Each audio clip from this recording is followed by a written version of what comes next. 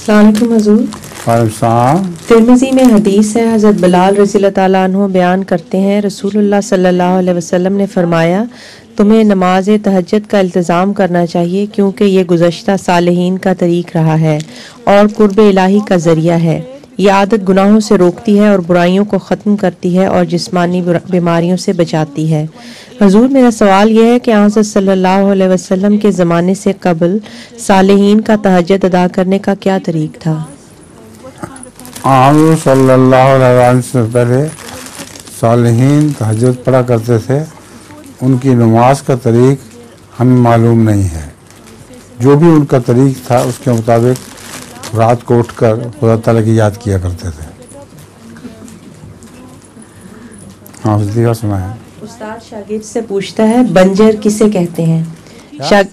بنجر کسے کہتے ہیں؟ بنجر جی. شاگرد جواب دیتا ہے جس جگہ کچھ نہ اگتا ہو.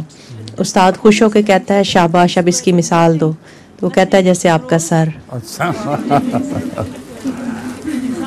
ٹھیک.